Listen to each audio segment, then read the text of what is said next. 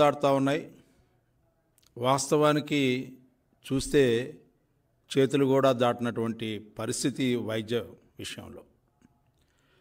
వైద్య విపత్తు ఈ రాష్ట్రంలో నెలకొని ఉంది అని చెప్పడానికి అనేక అంశాలు. ఎందుకంటే ఈ రోజున ఎక్కడ చూసినా కూడా దేవుని దయని, పేదలకి కోసం నేను వచ్చానని కళ్ళబొల్లి మాటలు చెప్తూ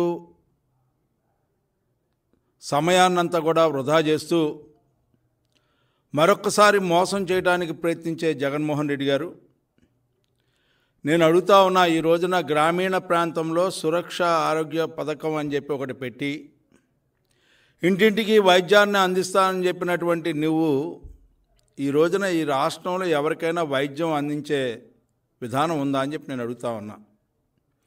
ఎందుకంటే ప్రాథమిక ఆరోగ్య కేంద్రాల్లో పారామెడికల్ స్టాఫ్ లేదు, మెడికల్ స్టాఫ్ లేదు. అదేవిధంగా రిఫరల్ హాస్పిటల్స్లో సరైన వైద్యులు లేరు.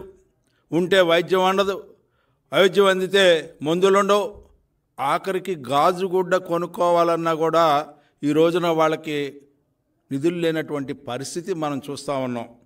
అంతేకాకుండా ఈ రోజున ఏదైతే డయాబెటిక్ పేషెంట్స్కి డయాలసిస్ సెంటర్స్ గతంలో పెట్టామో ఆ డయాలసిస్ సెంటర్స్ అన్నింటిని కూడా మూసివేసుకునే పరిస్థితిలో ఈ రోజున వైద్య విధానం ఉంది అంటే, ఆరోగ్య విధానం ఉంది అంటే ఈ రాష్ట్రంలో వైద్య ఆరోగ్య శాఖ ఏ రకంగా పనిచేస్తుందో ఈ రోజున మనం ఆలోచన చేయొచ్చు. ఈ రోజున మెడికల్ కాలేజీలు కడుతున్నాం, పేదవాడికి ఈ మెడికల్ కాలేజీల ద్వారా హాస్పిటల్ ద్వారా వైద్యం అందిస్తాం అదేవిధంగా అని చెప్పినటువంటి నీవు ఇవాళ మెడికల్ సీట్లు తగ్గిపోతూ ఉంటుంటే ఎందుకు తగ్గుతూ ఉన్నాయి, ప్రభుత్వ మెడికల్ కాలేజీలు అనేది కనీసం పట్టినటువంటి పరిస్థితి ఈ రాష్ట్రంలో ఒకసారి గమనించాల్సిన అవసరం ఉందని చెప్పి మీకు మనం చేస్తూ ఉన్నా.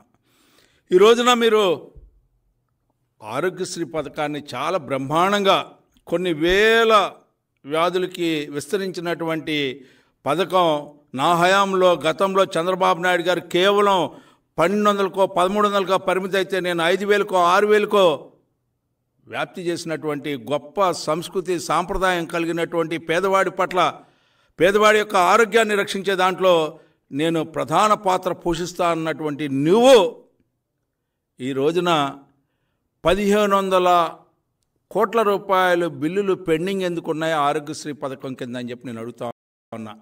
ఈ రోజున ఆరోగ్యశ్రీ పథకం ఏ హాస్పిటల్స్కి అయితే కేటాయించారో ఆ హాస్పిటల్స్లో పేదవాడు వెళ్తే పేదవాడికి వైద్యం అందుతుందా ఆరోగ్యశ్రీ పథకం ద్వారా అని చెప్పి నేను అడుగుతా ఉన్నా. ఎందుకు అందట్లేదంటే నీ యొక్క వక్ర బుద్ధి వల్ల, చెడు ఆలోచన వల్ల దీపం ఉండగానే ఇల్లు చక్కబెట్టుకుందాం అనే రీతిన నువ్వు ఈ రోజున ఎవరైతే నీ అనుయులు ఉన్నారో ఆ అనుయులు ఎవరైతే కాంట్రాక్ట్ వర్కులు చేశారో ఆ కాంట్రాక్ట్ వర్కులు చేసిన వాళ్ళకి కోడ్ ముందునే డబ్బులు రిలీజ్ చేయాలనే దురుద్దేశంతో అప్పులు తెచ్చి 4750 కోట్ల రూపాయల అప్పులు తెచ్చినటువంటి నీవు 6500 కోట్ల రూపాయలు కాంట్రాక్టులకి ఇచ్చిన మాట వాస్తవా కాదా అని చెప్పి నేను అడుగుతా ఉన్నా.